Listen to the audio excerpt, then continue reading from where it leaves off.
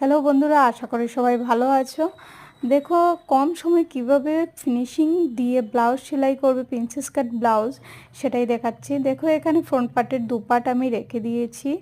এটা উল্টো দিকে, দেখো উল্টো দিকে আমি লাইলিনটা দিয়ে তারপর আমি দুবার করে সেলাই করে নিব।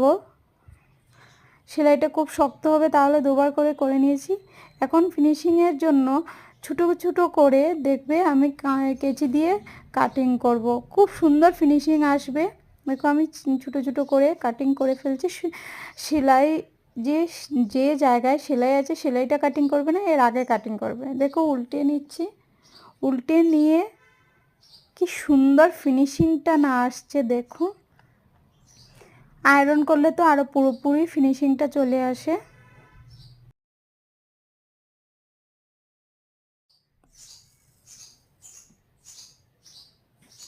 এখন দেখো আমি ঠিক উল্টো দিকে ব্যাক পার্টটাও ঠিক সেইভাবে সেলাই করে নিয়েছি।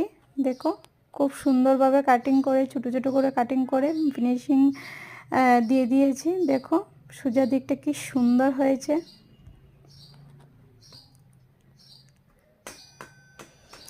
এখন আমি শোল্ডারটা জয়েন করব।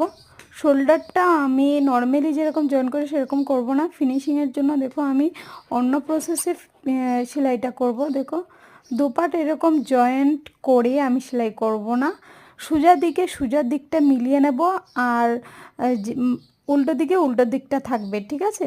দেখো আমি উল্টো দিকে সেলাইটা করব, করার পর দেখো ফিনিশিংটা কি সুন্দর এসেছে। দেখো এক্সট্রা কাপড় আর পিছন দিকে দেখা যাচ্ছে না, এগুলো ভিতরের দিকে ঢুকে গেছে। খুব সুন্দর ফিনিশিং। দেখো এখন ফিনিশিংয়ের জন্য উপরে চাপ সেলাইটা দিয়ে দেবে, ঠিক আছে। আমি কিনারা করে চাপ সেলাইটা দিয়ে দিবে, শোল্ডারেও দিয়ে দিয়েছি। দেখো খুব সুন্দর ফিনিশিংটা এসেছে। এখন আমি ফ্রন্ট পার্টের ছোটো ছোটো টুকরোগুলো, যে দুটো টুকরো রয়েছে সেটাও আমি জয়েন করে দেব। জয়েন করে তারপর আমি চাপ সেলাই দিয়ে দেব। দেখো আমি চাপ সেলাইটা দিয়ে দিয়েছি যাতে সেলাইটা খুব বেশি শক্ত হয়। তারপর দেখো কি সুন্দর ব্লাউজটা ফিটিং হয়েছে, এমনকি কাস্টমারও রিভিউ দিয়েছে খুব ভালো হয়েছে। এরকম ব্লাউজ বানানোর জন্য লাইক শেয়ার কমেন্ট অবশ্যই করবে। কোনো অসুবিধা হলে কন্ট্যাক্ট করবে, কমেন্ট করবে।